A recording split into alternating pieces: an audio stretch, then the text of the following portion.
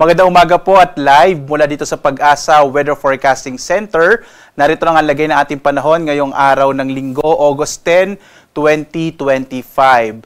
At dito po sa ating latest na mainilabas na thunderstorm advisory, makikita po natin na karamihan po ng ating mga thunderstorm advisories ay nasa may bahagi ng Central at Eastern Visayas, ganoon sa ilang bahagi ng Mindanao kasama yung Palawan, at dito sa may bahagi ng Ilocos Norte. So, maaari nyo pong makita yung mga updated na mga thunderstorm advisories, rainfall information, particular na pag bumisita po tayo dito sa panahon.gov.ph.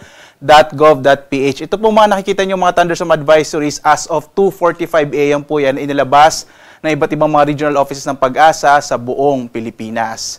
At sa ating latest na satellite images, makikita po natin na patuloy na epekto ng southwest monsoon o hanging habagat, partikular na sa may kanlurang bahagi ng Luzon. So inaasahan pa rin natin na malaking tsansa po ng maulap na kalangitan na may mga pag-ulan partikular na sa may bahagi ng Ilocos Region, gayon din sa Batanes, kasama yung Babuyan Islands. Sa iba pang bahagi ng ating bansa, makikita niyo po walang masyadong halos kaulapan dito sa may nalalabing bahagi ng Luzon at gayon din po sa ilang bahagi ng Visayas at ng Mindanao. Asahan pa rin natin medyo mainit na panahon sa malaking bahagi ng ating bansa pero posible pa rin yung mga isolated rain showers and thunderstorms kadalasan sa hapon hanggang sa gabi. Samantala, patuloy pa rin nating minomonitor itong bagyo na nasa labas ng Philippine Area of Responsibility na may international name na Podul. Yung Podul po ay mula sa bansang North Korea na ang ibig sabihin ay Willow Tree. So posible po na itong si Severe Tropical Storm Podul ay pumasok ng Philippine Area of Responsibility mamayang gabi o bukas ng madaling araw. Huli po natin itong namataan kaninang alas 3 ng umaga nasa 1,875 km east ng extreme northern Luzon. Taglay yung pinakamalakas na hangin nasa 110 km per hour malapit sa gitna. Pagbugso na sa 135 km per hour. Kumikilos pakanluran sa bilis naman na 15 km per hour. So narito po yung latest forecast track ng bagyong Podul. Makikita po natin sa latest track ng bagyong Podul, posible nga pong pumasok ito ng Philippine Area of Responsibility mamayang gabi o bukas ng madaling araw.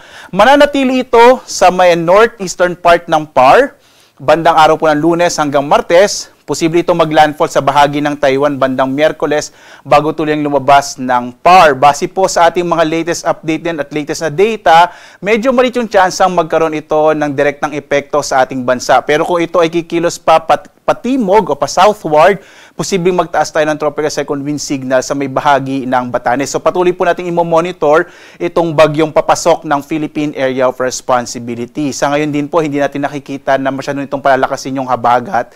Kaya in general po, makikita pa rin natin yung mga generally fair weather sa malaking bahagi ng bansa sa mga susunod na araw. Ngayong araw ng Linggo, inaasahan natin na malaking tsansa ng mga pag-ulan at maulap na kalangitan sa may bahagi ng Ilocos Region, gayon din sa may area ng Batanes at Babuyan Islands. Sa nalalabing bahagi naman ng Luzon, patuloy na makararanas ng mainit na panahon na may mga pulupulong pag-ulan, pagkilat pagkulog sa hapon hanggang sa gabi, dulot ng mga localized thunderstorms. Kadalasan tumatagal po yan ng mga 30 minutes up to 1 hour. Ang agwat ng temperatura natin sa Lawag, 24 to 31 degrees Celsius. Sa Tuguegarao, 24 to 33 degrees Celsius.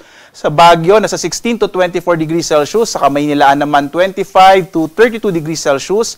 Sa Tagaytay, 23 to 30 degrees Celsius. Habang sa Legazpi, 25 to 32 degrees Celsius. Dumako tayo sa Palawan, Visayas at Mindanao. Dito nga sa Palawan, inaasahan pa rin natin ang mga isolated o pulupulong pag-ulan, pagkilat, pagkulog, kung saan yung agwat ng temperatura sa Calayan Islands, 25 to 31 degrees Celsius. Sa Puerto Princesa naman, 25 to 31 degrees Celsius. Malaking bahagi din ng Kabisayaan ay makararanas ng mga pulupulong pag-ulan, pagkilat, pagkulog, lalo na sa hapon hanggang sa gabi. Ang agwat ng temperatura sa Iloilo, 25 to 32 degrees Celsius. Sa Cebu naman, 25 to 33 degrees Celsius. Habang sa Tacloban, 26 to 32 degrees Celsius. Bahagyang maulap naman na may mga pulupulong pag-ulan, pagkilat, pagkulog din ang maranasan sa malaking bahagi ng Mindanao, kung saan yung agwat ng temperatura sa Zamboanga nasa 24 to 33 degrees Celsius, sa Cagayan de Oro 24 to 32 degrees Celsius, habang sa Davao 25 to 33 degrees Celsius.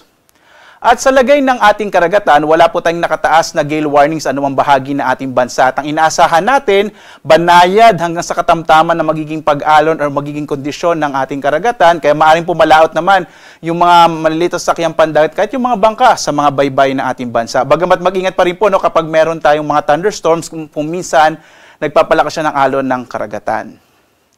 Sa susunod na 4 na araw naman, narito po yung ating 4-day weather outlook kung saan inaasahan po natin bukas, generally fair weather yung malaking bahagi ng ating bansa, maging sa pagpasok po nitong bagyong Podul. At muli po, kapag pumasok yung bagyong Podul, itatawagin po natin siya, ang kanyang magiging local name ay Goryo. Hindi pa natin ito inaasahang magpapalakas ng southwest monsoon o habagat sa pagpasok nito mamayang gabi or bukas. Pagdating ng Martes at Miyerkules, yung malaking bahagi ng kanlurang bahagi ng Visayas at Mindanao kasama yung Palawan, posibleng makaranas ng maulap na kalangitan na may mga pag-ulan, posible ding lalabas ng Philippine Area of Responsibility ang bagyong Podul na may magkakaroon ng local name na Goryo bandang Miyerkules ng gabi. Pagdating po ng Huwebes, inaasahan natin mas malaking bahagi ng bansa ang makararanas ng mga pag-ulan dulot ng habagat, kasama na dyan yung Southern Luzon, malaking bahagi ng Visayas at gayon din sa may area ng Mindanao.